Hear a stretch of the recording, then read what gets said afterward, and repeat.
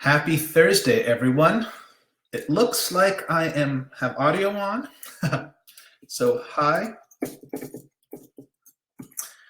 And I always love it when you say hi in the chat so that I know I'm not just speaking to a computer and that there's other ears out there that are listening. Hi, Crystal. It's great to see you. And it's also great that you hear me. Hi, Danielle. Hi, Alberto. Hi, Valerie. Hi, Nicholas from Utah. Hi, Diana from Oklahoma. Hi, Christine. Hi, Julia Weaver and Jacob Weaver. Hi, Hillary from Halifax. It's been a long time since I've seen you. Hi, Erica from Nova Scotia. So hello, everybody. Hi, Lucy. Today, I'm going to share my screen before I start speaking. All right. So this is the story of a boy who started farming and the story of some tobacco seeds and some arugula seeds. And I'm going to start off with those stories. And unfortunately, today is not the story of that full sunny in that picture. That would be a really cozy story, but it's not for today. So I'm going to talk a little bit about a couple seeds that brought me into seed saving, and then I'm going to go into the presentation. Oh, hi, Jeanette from New Brunswick. Nice to see you. So my practical seed saving story, because I've been reading about it and hearing about it, and people have been telling me about saving seed. My practical seed saving story began the second year that I was working on farms. And during the summer, I was working on a farm called Switch Farms outside of Guelph, Ontario, and we had a plant sale in the spring where we sold plants at farmers market, and we sold tobacco plants. And this is a picture of tobacco in flower. And some plants didn't get sold, and the ones that were still remaining at the end of the year, we just planted out in a bed with a bunch of other cut flowers that weren't planted, and they grew tall. And it was, on one part, I'd never seen tobacco growing, so already that was something that was really exciting to see. And at the end of the year, I left and didn't really think about, I thought about the farm a lot, but not about those plants. And that next fall in January, I came back. There was the Guelph Organic Conference at that point, and I came back and I stayed at Switch Farms to have somewhere close to the conference to go. And when I was walking through the fields, I came upon where the tobacco was, these tall plants, which were obviously tobacco plants with little berries on them. And I harvested that, and there was about 10,000 seeds in each little pod. And I put them in a pocket, I guess, or I'm not sure what I carried them home, but they've been traveling with me ever since. And so this is a story of just starting small and coming upon something accidental. Oh, salut Rachel, nice to see you. And so this is one way, this is a type of seed that you just come upon, and you can harvest it and put it in your pocket and leave with it. And there's so much seed in one little tobacco berry. I'm not sure what you call it, tobacco fruit, like a little tomato, that there's enough forever as long as the germination holds. And I've grown it out a few times since to harvest the seed, and we have a ton of that. Now, hi Alexis from Caracat, New Brunswick. And another seed story that is only about 2 years after the tobacco seed was I was working on another farm. Actually, maybe this is the next year. This is the next year. So this would be 2002, if I'm doing my math right. I was working for a farm in the West Island of Montreal, La Ferme du Fort Senneville, which actually both those farms don't exist in their current in that context anymore. They've moved into other situations. But I was working at that farm, and early in the season there was an arugula crop that we sowed. I think we actually even transplanted it, and I'm not sure if we even harvested it for market, or it was a really early crop. But I do know it went to flower. And it just went to seed. So this is a picture of arugula on our farm right now. It's not from that back then, and it was growing a lot less dense than this. But the arugula went up to flower that we were growing on this farm, And it looked like this, and I'm sure many of you have had brassica greens that look like that in your fields. And as probably happens on a lot of your farms, things get busy, and we just never got around to tilling that specific bed under. And at one point, I noticed it was full of seeds, and I knew we were going to get well, I noticed there was a bunch of pods, and I opened the pods, and you can see there was seeds in it. And I just pulled a bunch of plants, and I put them in feed sacks, and I stashed them in this shed that we had on site. And I ignored them. We prepared the beds and kept going down with the rest of the year. And then at the end of the year, Allison, who I was working for, she said, "I think these are yours." And she gave me a bunch of seed sacks full of arugula plants that were in there. And I think sometimes you have projects, things that you gather in the summer, and then you're like, do I really want this? And I felt a bit that way with the arugula, but I brought it home. And then I had these plants, and basically what I probably did is just kind of crunched them up in the sacks, pulled the plants out, and then emptied out what was left. And there was a bunch of chaff, and I'm not even sure how I cleaned it out, but I'm not sure how I cleaned it up, but I wound up with a couple pounds of arugula seed, and it's been a while now, but it may have been as much as 5 pounds of arugula seed, which is way more than the tobacco seeds that I had in the previous example. But it was a lot of seeds, and it was also a crop that wasn't intended as a seed crop, and we had all the seed, and I shared it with, we grew it the next year on the farm I was working in, and we've kept growing it since then.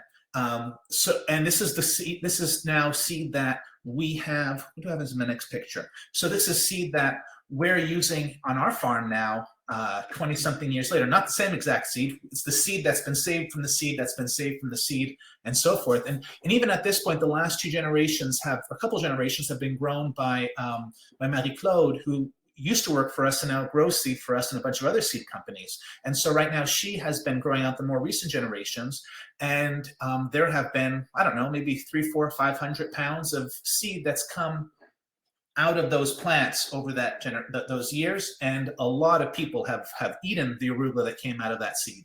And those were plants that weren't intended to produce seed, and yet they did. So we're growing it now in Les Cèdres, Quebec, which is where I farm, outside of Montreal in Canada, for those of you who are in a broader area.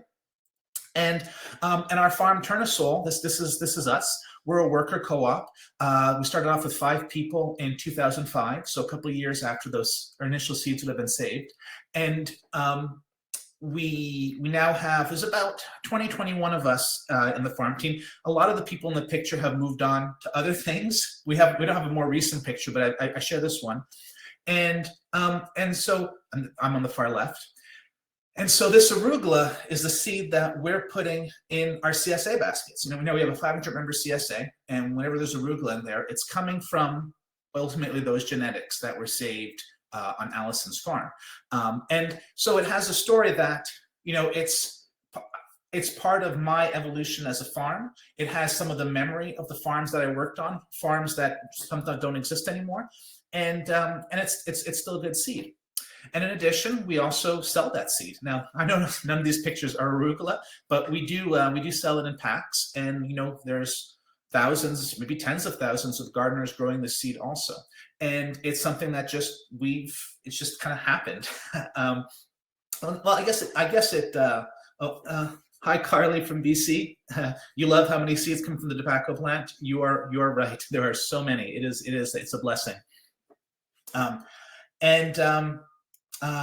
So that's what brings me to invite you to plan to save seed in your market garden, because it doesn't have to be very hard. You are already growing crops that want to give you their seed, and it's just about taking maybe the time, or basically taking the time to pay attention to it and take a couple actions. It doesn't have to be very much. And this presentation is not going to be highly, highly technical. It's more about ideas and kind of inspiring you of where to start. At the end, we have a Q&A period where I'm happy to answer any of the questions you have, as technical as you want to get, or as inspirational you want to get, or as just farming as you want to get. And I do monthly workshops, and there'll be more about seed, more about the actual harvesting and all that part coming up. Hi, Avery. The recording, there will be a recording available. I'm recording it right now, and I'm going to share it through the email newsletter tomorrow, and it'll be up for about a month, so you'll have a chance to watch it again in the future. So if you want to rewatch, then you're welcome to, and if you can't finish it right now and you want to watch it later, you have that option too. So today, what I will do is I'm going to start off by talking about 5 crops that you can consider for seed saving in your garden, in your market garden.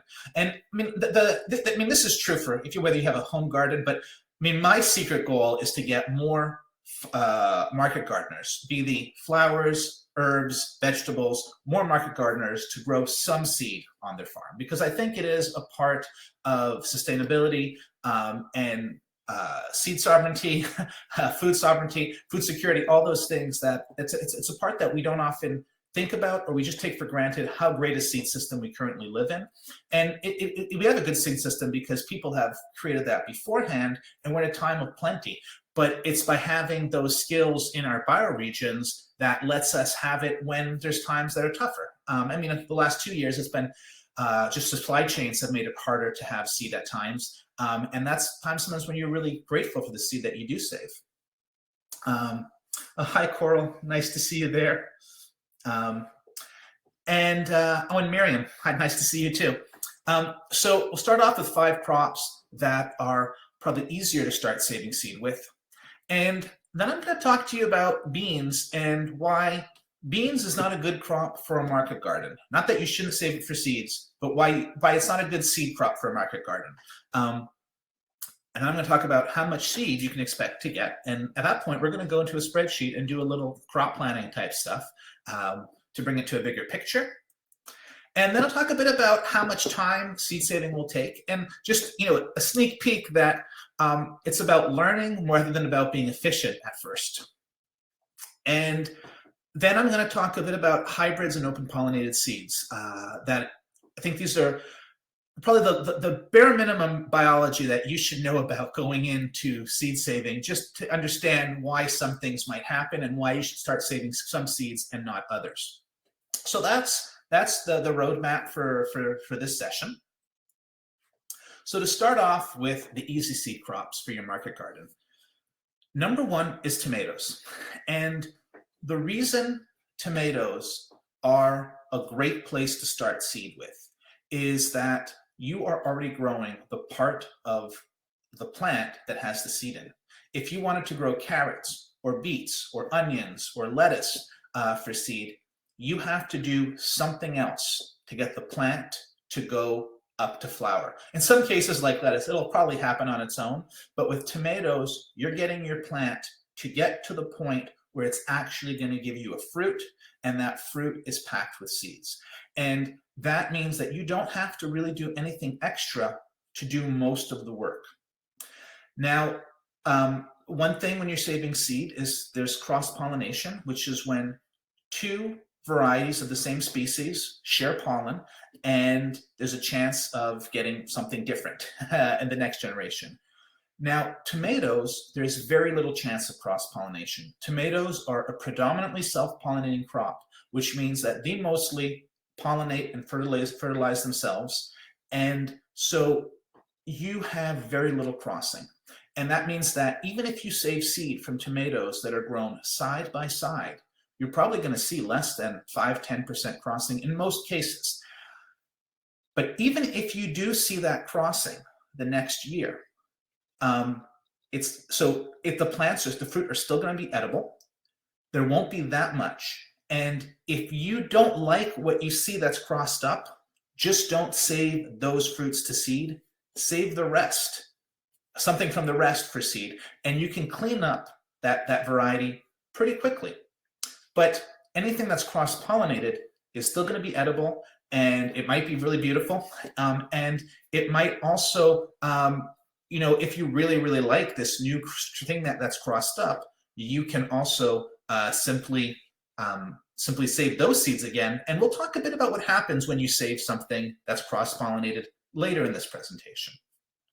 But so tomatoes, now I guess I'm going to mention OPs versus hybrids early on. If you're saving an open pollinated tomato, you should, if you're growing open pollinated tomatoes, you should just save some seed from it. And you take a tomato fruit, you squish out the ripe juice inside a container, you let it ferment for a couple days, then you clean the seed and you dry it out, and you have your seed.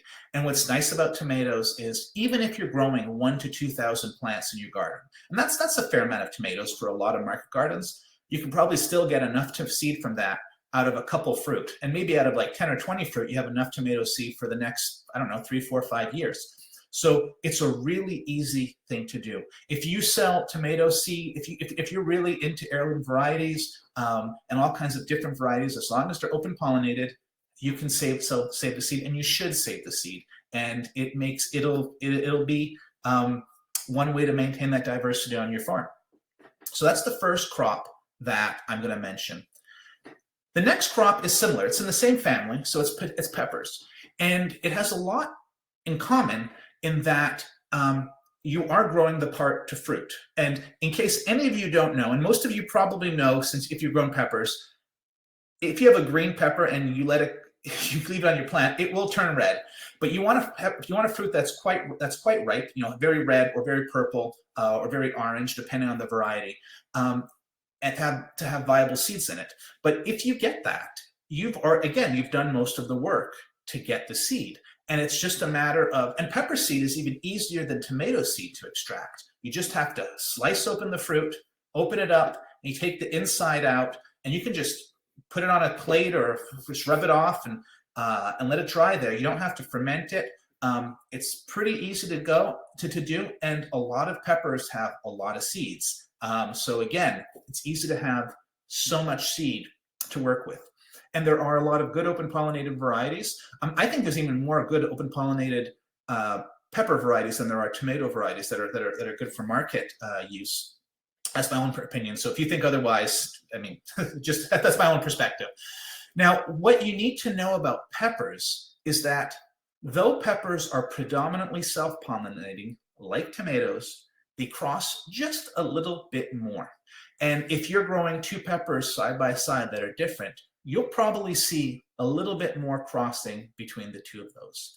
And for the most part, I don't think that matters. If you really like the fruit that comes out of it, save that seed. If you don't, you just eliminate it. And I think you can have some really interesting peppers on your farm.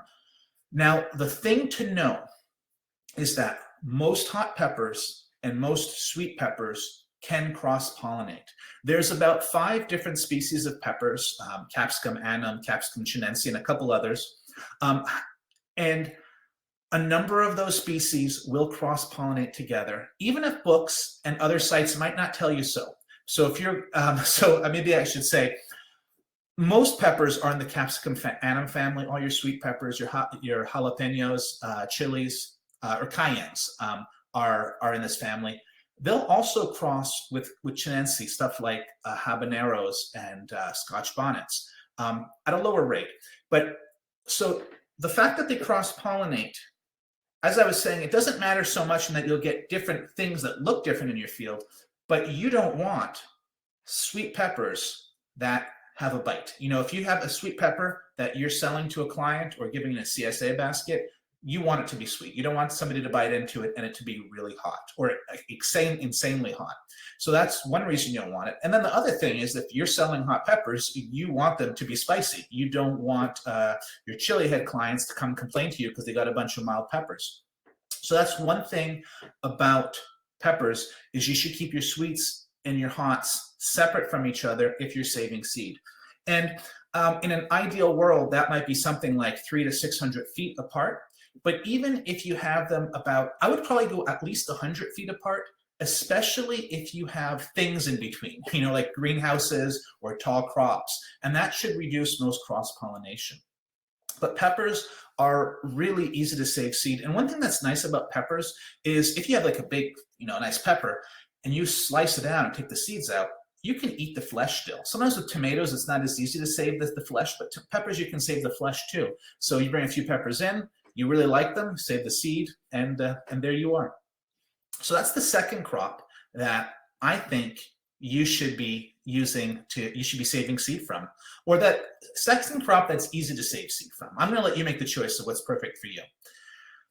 Now, another is butternut squash, and I'm very specific in the type of squash because there are different species of squash out there. And here's a sheet, and I'll try to remember to share a link to this cucurbit cheat sheet. There are so squash is in the cucurbit family, and there are different species, and they won't cross-pollinate within the species. Well, in one species, they'll cross-pollinate together. So like if you look at this chart, it says that delicata and spaghetti are both Cucurbita pepo. So if you're growing one of each of those fairly close together, they will cross-pollinate and you'll get something out of that. Whereas butternut, which we see here, this is a Cucurbita moscata.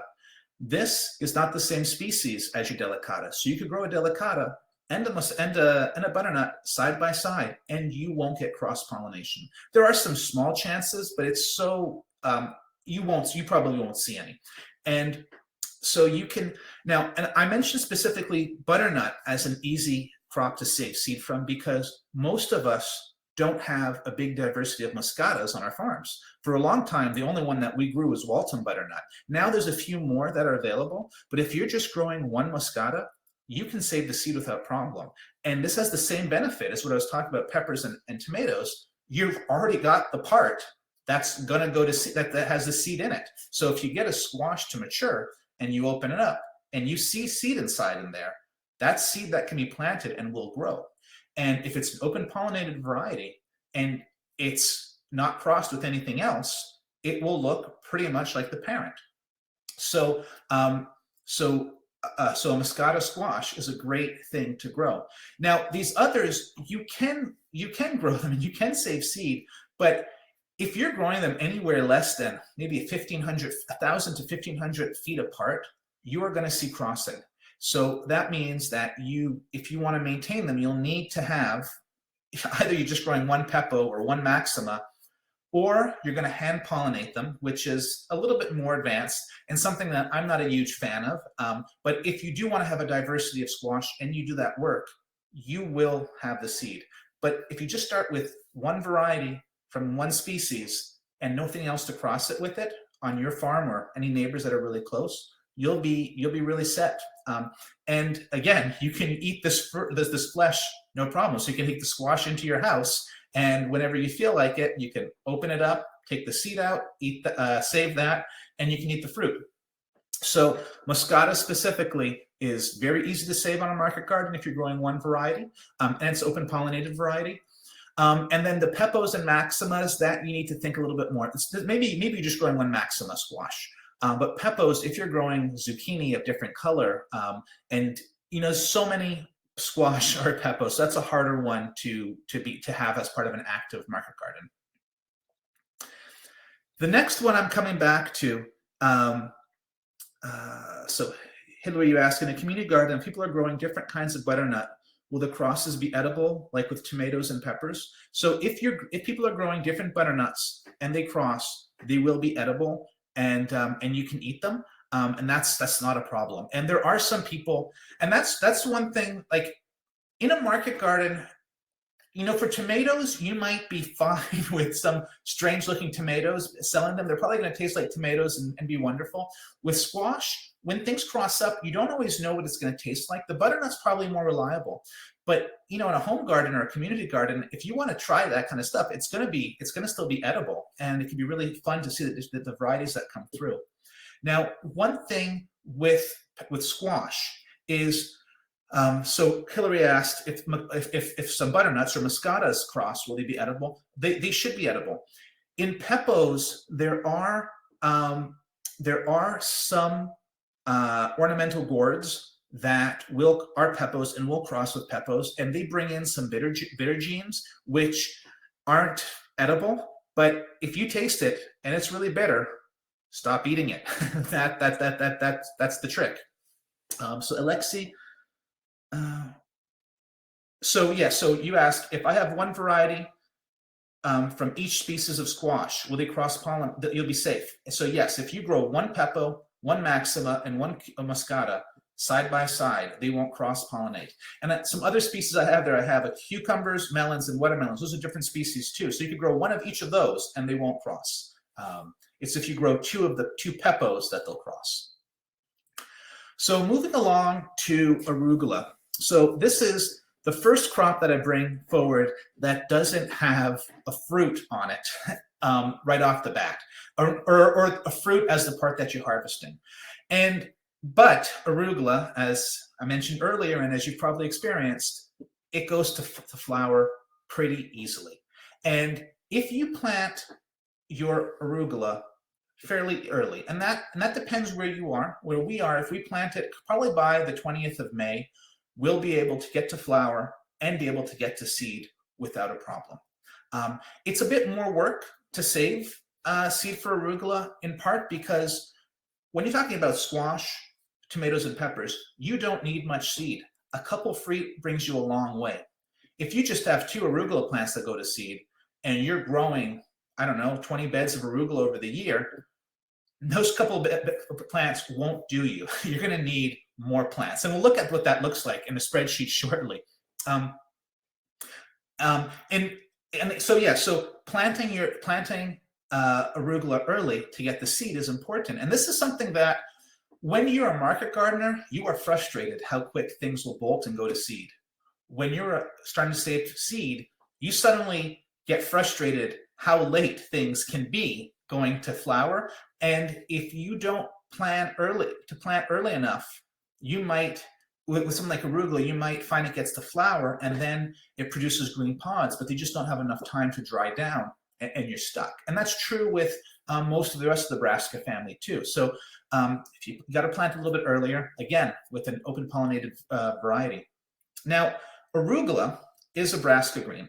And I have here a sheet with a bunch of other brassicas, and I'll try to remember to share this one too also tomorrow.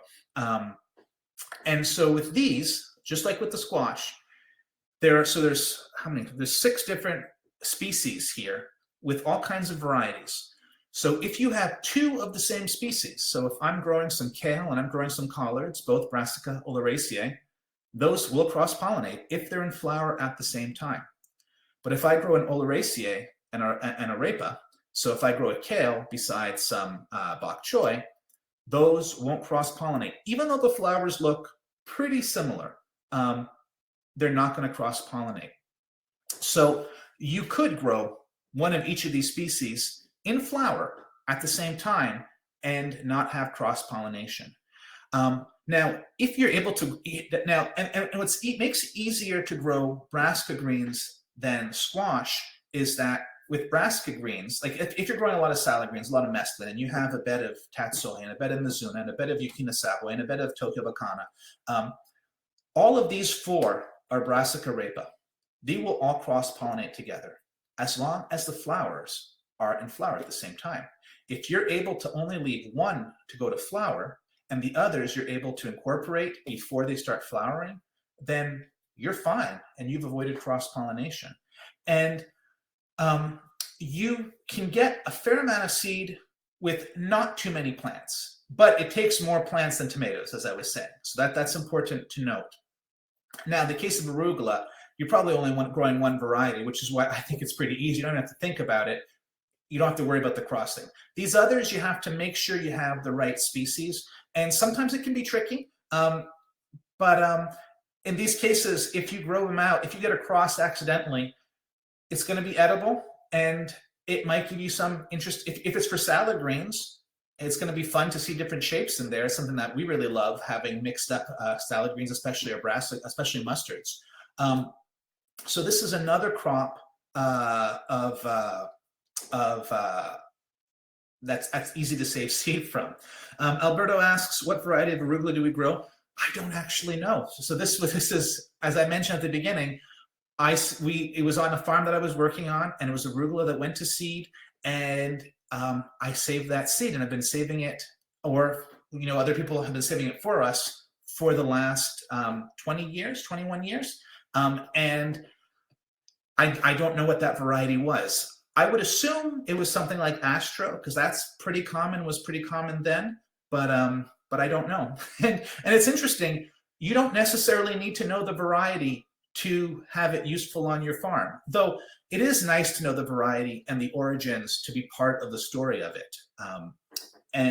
Because there's also a lot of, I'm really talking about in this presentation about the crop and the technical part of it, but there is a whole part of seed that is the story and the memory, the human memory that goes along with it, and the communities that fostered it, and the communities that we are part of that are fostering it forward. And that is also a reason to save seed, but I'm approaching it really from a market gardener eyes right now.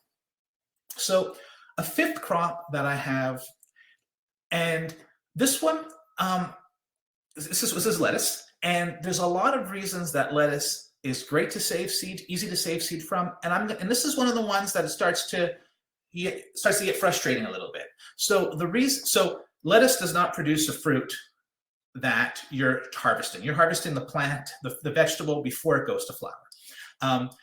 So you do have to let it bolt and produce flowers and then produce seed before you'll harvest it. But most of you know how that happens.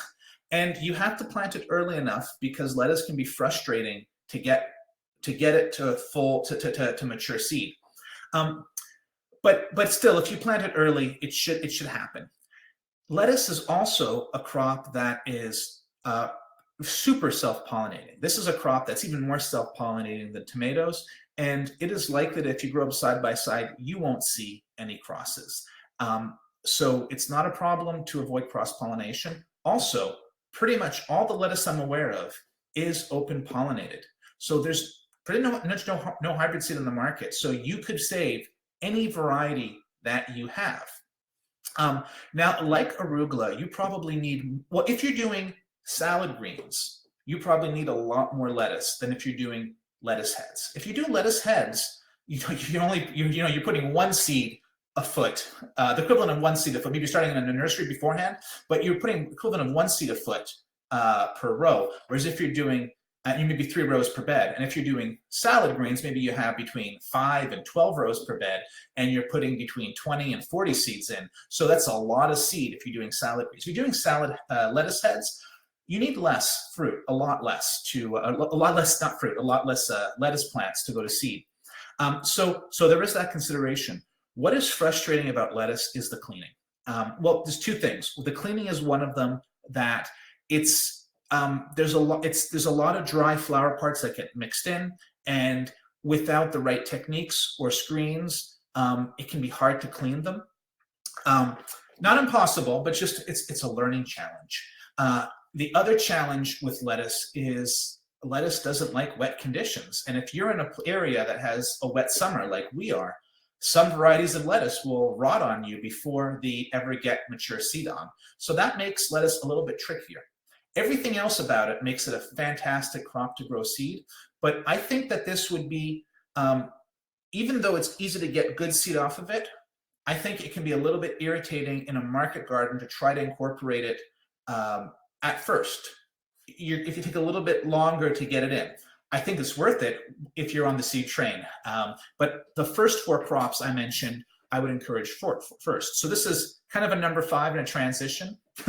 But another number 5, easy number 5 that I'll go instead, is if you grow cut flowers. There are flowers that just want to give you their seed. And it's just about accepting that seed. Now, this is not true of all cut flowers, but a lot of cut flowers, you just get that seed by not harvesting the flowers. So something like calendula will easily, if you don't harvest all the blooms, systematically, all the time, you will get some dry brown seed, kind of like half moon shaped seeds. And this is really easy to save. Now, a lot of flowers will cross-pollinate fairly easily. So if you have different varieties, you're going to start seeing crossing between them. And that can have an impact on stem length. But if everything has a similar stem length, I wouldn't be surprised that what you see is diversity of color. And then maybe you're just going to wind up having bouquets that are even better than you could ever imagine. So calendula is a flower that really, really just wants you to have its seed.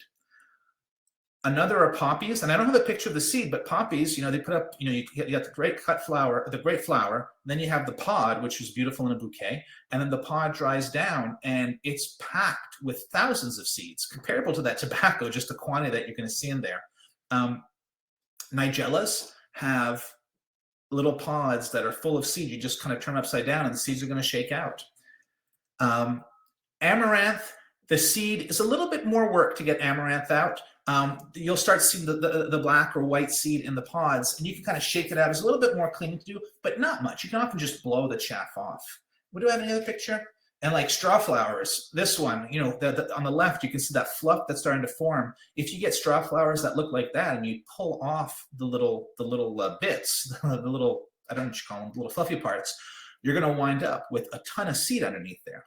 And with cut flowers, you're probably not using as much seed as if you're growing salad greens. So it doesn't take that much to put aside. And it's just to be a matter of, at a certain point, a Friday afternoon after market harvest, or if when you're doing a field walk, bring out some envelopes and just shake that seed into it, label what you got, and then grow it next year. And these are really easy. Some stuff is harder in flowers, but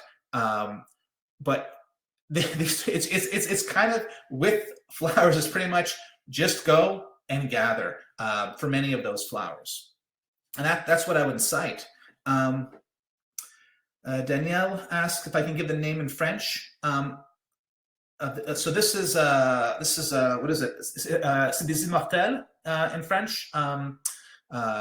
And this is Nigel, would be the common, or the way that's common variety, a common name. Love in the Mist is often a variety that you see, but there's other ones too.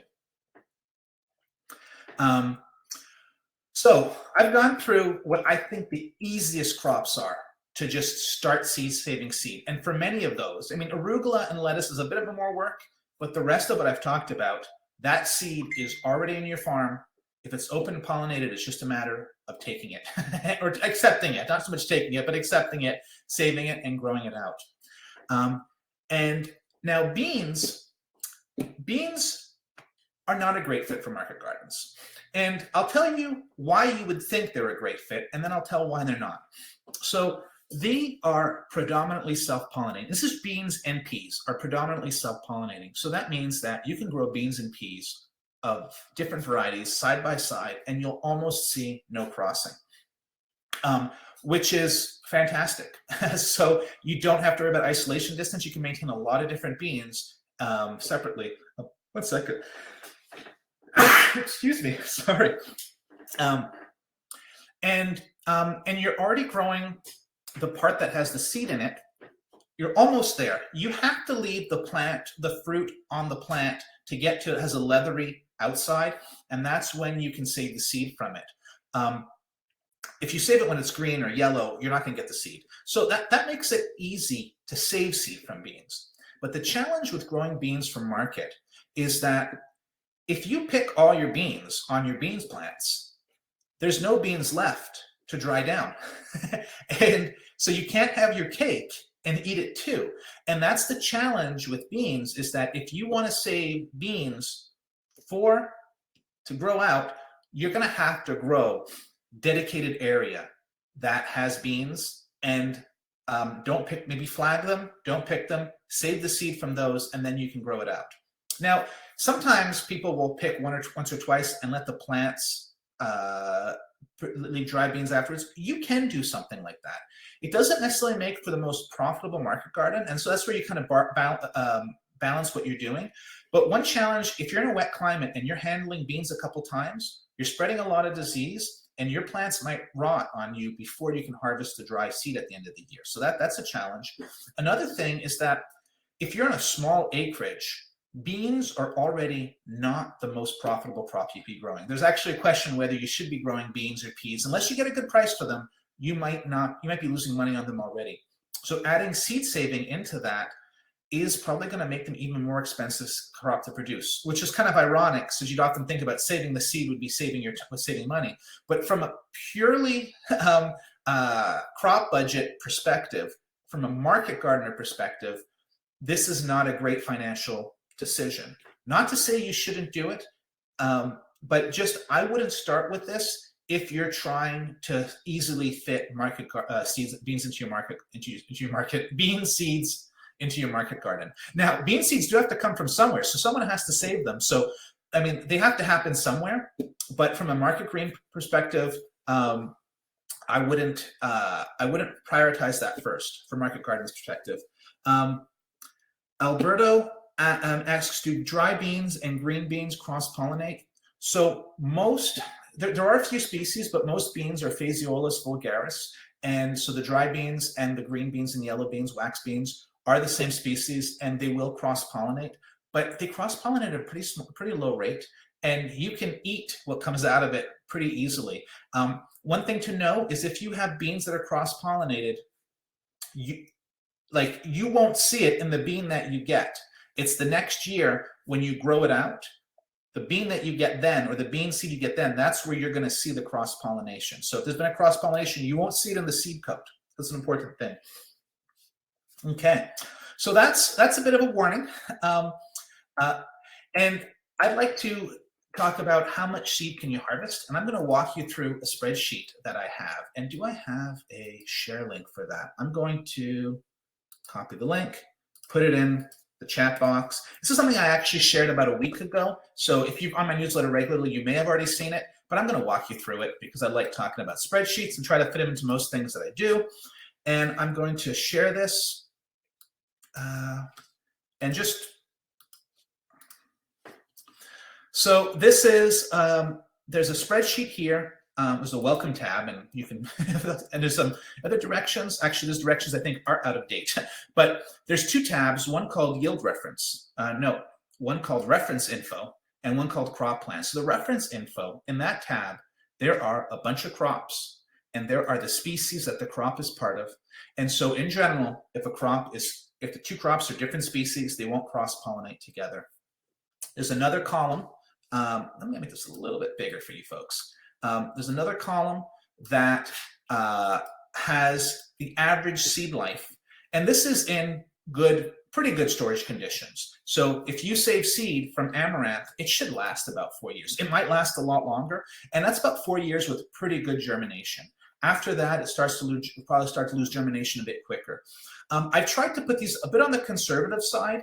And this always depends on the variety and depends on the storage year and depends on the storage or the harvest year and the storage conditions. But still, you can something that's 1 year or 2 years versus 5 years. You get an idea from that. I have two columns, D and E, which are the approximate yield. And I should say these are in pounds, the approximate pounds that you can get out of a 100-foot bed on the low side and on the high side of a decent crop. And so there's a range. And that's one thing that happens with seed crops is there's more variability in yield than you might get with some other some vegetable crops. And so I've put in some yields based mostly on my experience, a little bit on reference documents, but mostly my experience. And then column F is this information, the low and yield, the low and the high. I've averaged it out per pounds per bed foot. So it's kind of the halfway point between these two. And then there's also what that looks like in grams per bed foot. I know that you're not supposed to use metric and imperial units together. I use metric weights and imperial distances a lot because I think that's a nicer, easier number to think of 57 grams versus 0.125 pounds, like an eighth of a pound. Anyway, this is the reference information, and I've put in, there's a bunch of the most common crops, and these are the crops that I have had the most experience with. And then there's another tab called Crop Plan. And I'm just going to scroll up. And with this, you can choose a crop like arugula. And when I choose arugula, over in column F, it pops up that 0.075, which I'm going to check. That's the average pounds per bed foot. So that pops up automatically. And then I could say, let's say I use 1 pound a year. And I want to save enough seed for 3 years. And then it's always good to grow a safety factor when you're doing your crop planning. I'm going to do a safety factor of 1.3, which is growing 30% more seed than I think I'll need. So I need, in column E, 3.9 pounds of arugula. At 0.075 pounds per bed foot, I need about 52 bed feet planted. And so this is probably 3 or 4 rows. In this case, I haven't talked about the rows. I might expand the sheet in the future, maybe even the next couple of weekends. I'm not sure. But it's a bed of arugula with multiple rows, about 50 feet gone to seed. You harvest that, you should get about 4 pounds, which will be enough for a pound per year. And so if we're talking about beans, and let's say you use 10 pounds of beans a year, and you want to harvest enough for 2 years, and you're doing a 1.3 safety factor, you need 150 bed feet to get that. So that kind of just, you have to, if you're using that much space, and if you don't have a lot of space, you got to think about the value of that space going into beans. Now, if you could get another crop before or after, there might be ways to do it, but it's harder to piggyback a bean crop in a market garden system.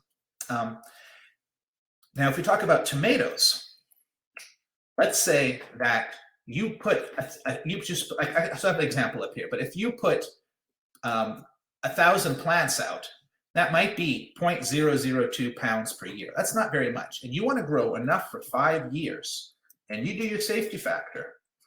Here in this case, it says you need 1 bed foot. So this is less than a plant of tomato that you're going to need to harvest the seed from. You don't need a lot of tomato seeds to do that.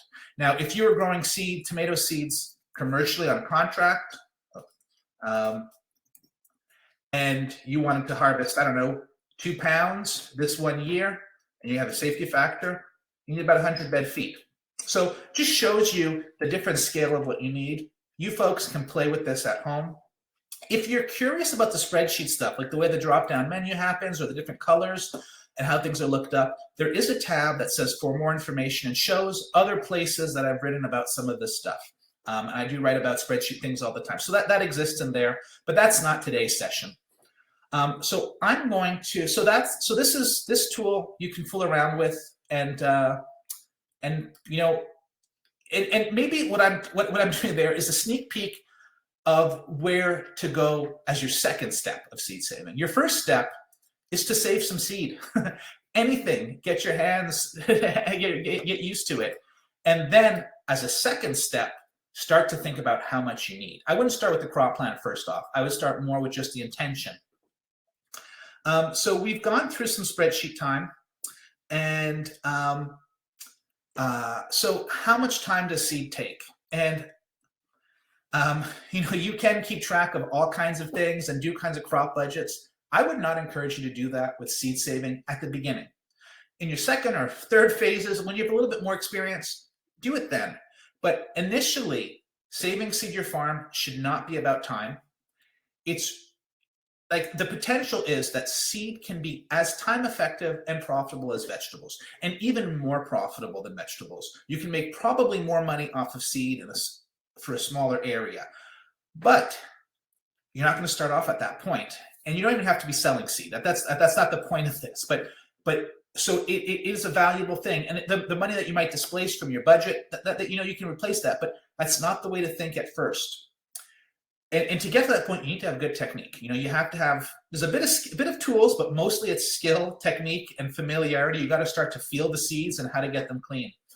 So you want to start small and you don't get overwhelmed. So that means you just start with a couple plants. You know, after this session, I'm going to invite you to think about 1 or 2 crops that you're growing that maybe you could save seed from.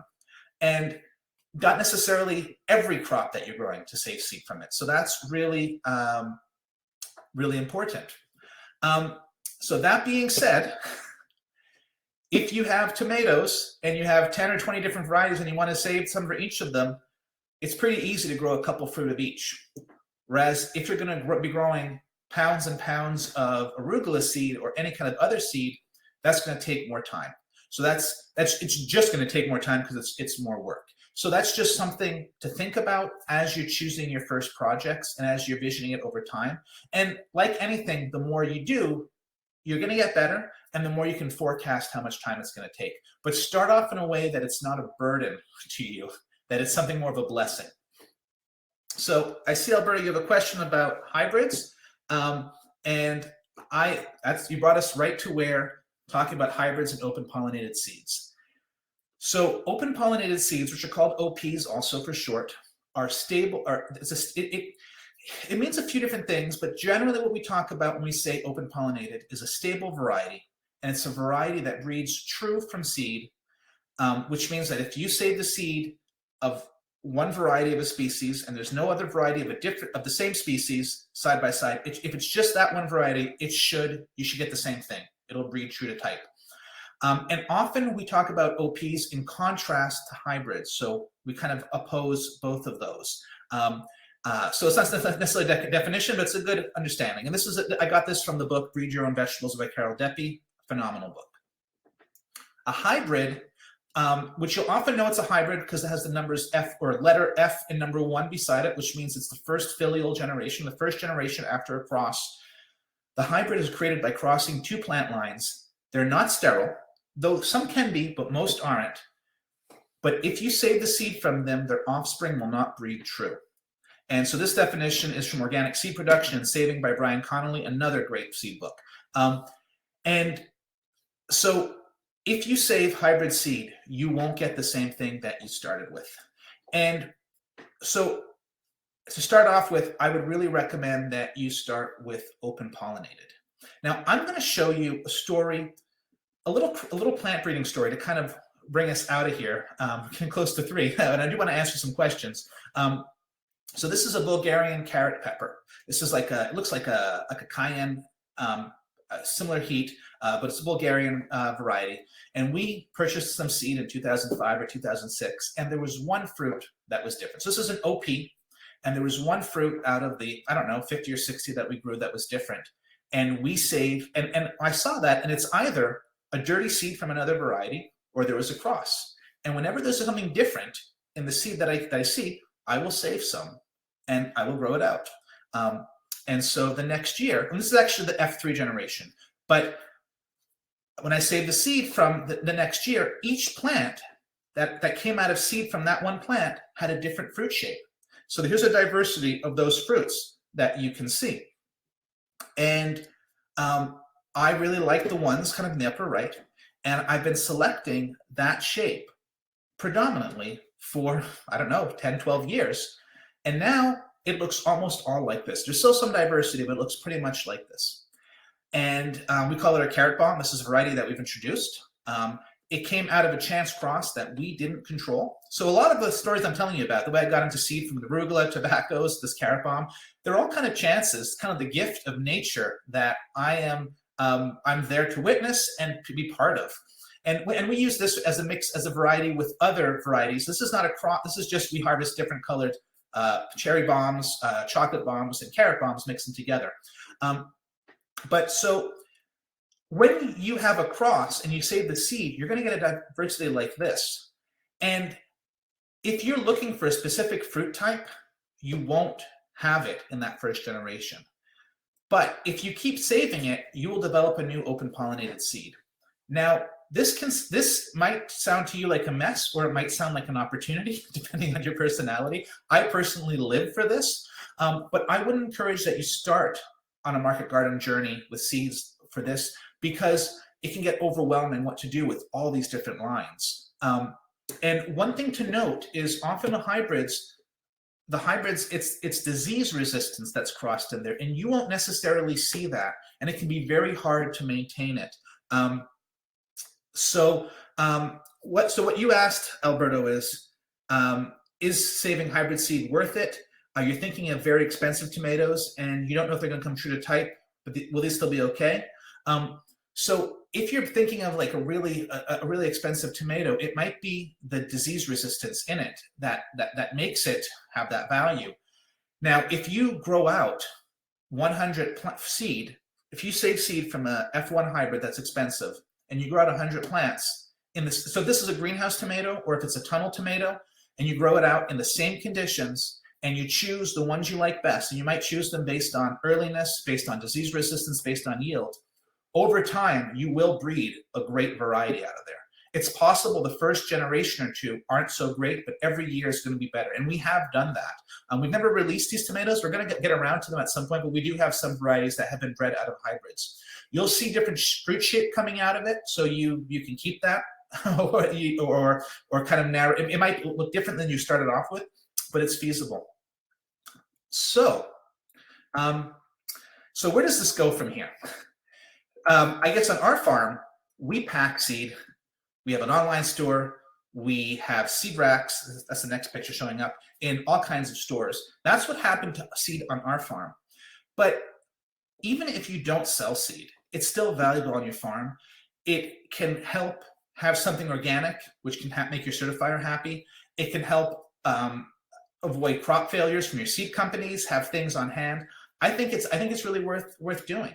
So what do you do next? So I've talked about the way to think about crops, and I've talked about a few examples. So you should look at your seed order, your crop plan, choose a couple crops, not too many, probably not as many as 3, but at least one, and that you're going to save seed from. And just sketch out a couple of the things that you'll need to do to get them to seed. So if it's tomatoes, that just means harvest it and extract it. If it's arugula, it's going to mean you're going to have to maybe flag some crops or a little bit more steps. But put a reminder in your calendar or something to remind yourself to do it, and then do it, and then save a couple seeds. So I'm going to phase out of here and then have time for some questions. And I'm just going to talk a bit more about stuff that I do. So if you love spreadsheets, which is not what we talked about a lot today, I do also run the Farmer Spreadsheet Academy. I have a course called Farm Spreadsheets for All Seasons, and we go into all kinds of crazy, well, not crazy. It's more about crop planning and sales planning for spreadsheets. Yeah, so there's that hat that I wear. I also blog about seeds at goingtoseed.net, and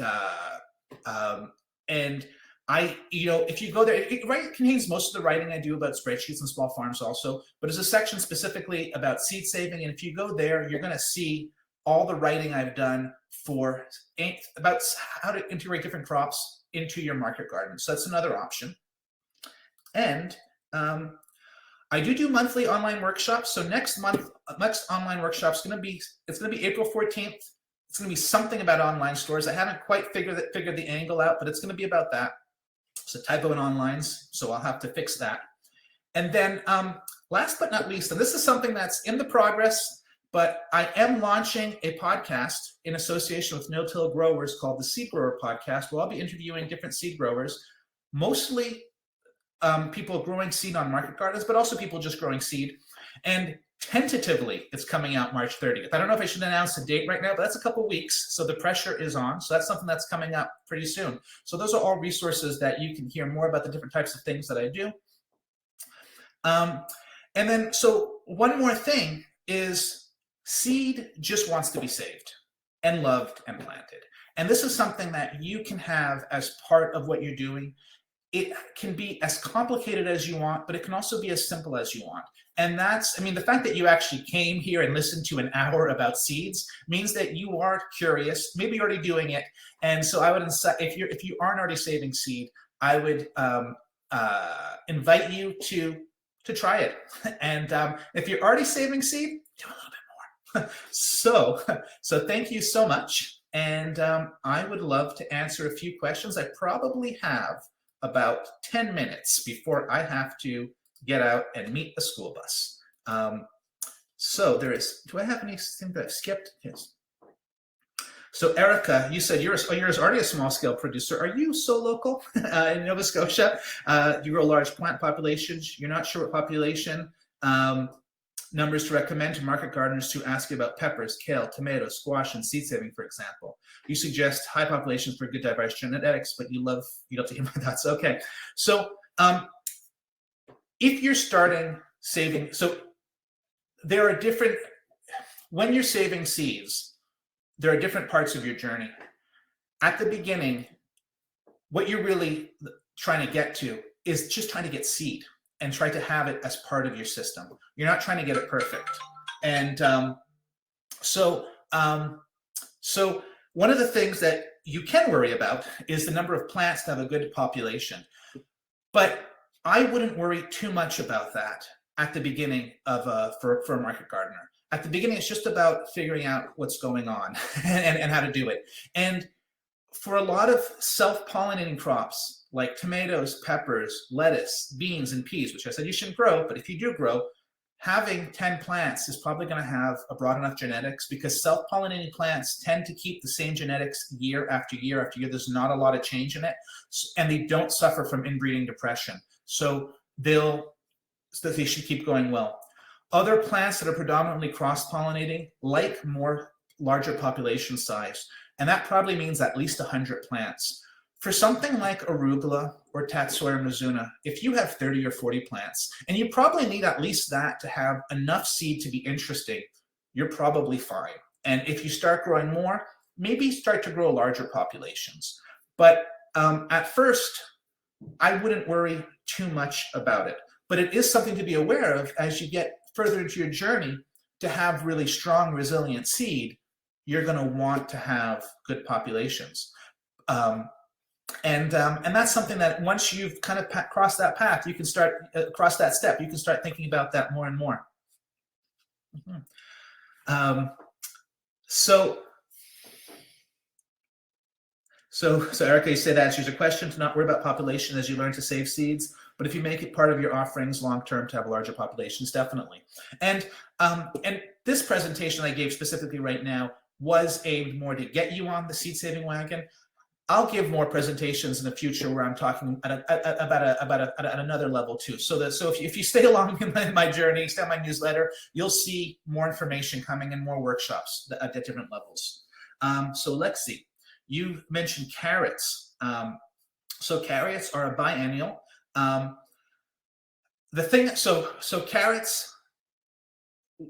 Carrots, to save carrot seed, you have to harvest the root, and then you have to get it to the next year, and you have to plant it out again.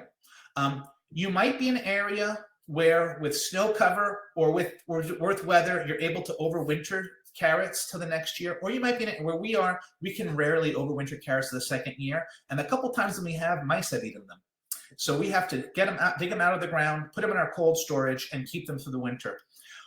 If you do leave them in the ground, you should take carrots out first to look at them visually. You want to identify that you're saving a good carrot root before you get to seed. Because if you don't have that selection step, you're not going to, you might be selecting for things with multiple legs or hairiness, or you don't know because you're not paying attention. When you're harvesting the root, you probably want to leave a couple centimeters or an inch of green on top. Don't cut into the top so that the growing point will take off. And you can plant it out the next year. You plant your carrots further apart, and the first umbel, that's what they call the flower on the top, the king umbel, is usually the best one. And that's the one you really want to pay attention to. And the next couple, one thing that we've had a hard time with carrots is with the wet climate, we've had a hard time getting them to produce flowers that don't rot, and also great seed. But I do know some people who grow seed in wet climates from carrots and do work well. I think that carrots are a little bit a higher level because there's so many steps. Also, if you're not in a dry climate, they might be trickier to get it might be trickier to get good quality. Christine mentions carrots crossed with Queen Anne's lace, and that could be a problem. Yeah, so Queen Anne's lace, like wild carrots, they are the same species. So if they're active in your environment, that'll also be a problem. Sometimes growing them in a greenhouse or in a tunnel might mean that you can get the carrots to seed earlier, and that can work out. But you do say you produce a lot of it, and that's one thing that's interesting. So carrots, beets, turnips, any root crop, it is a biennial. And so you have to do some of this stuff. Some of them are easier or harder on the flower level. Carrots may be some of the harder on the flower level and the seed level. But there's a unique opportunity for market growers that if you grow turnips and you're harvesting 10,000 turnips, and if you save the 200 best turnips for seed and you grow out the seed, your seed will be better than the previous generation. It's just going to be better. And best means, you know, not a lot of disease on the leaves, nice roots, nice colors. You can also taste them, but aesthetically, you can select for the stuff that's best. And your carrot or onion or turnip or whatever will be better the next year than you started off with. And that's something that, as you go further along on your seed saving journey, is a unique place for market growers, because we grow a lot of roots. And so if you take a fraction of that, you'll be improving it. All right. So I think I'm going to wrap up on that note. I'm going to say thank you so much for being on this seed saving journey with me, or maybe at the beginning of it. So welcome to the seed saving world. The best of luck with all your growing, and I'll see you around, and take care, all of you.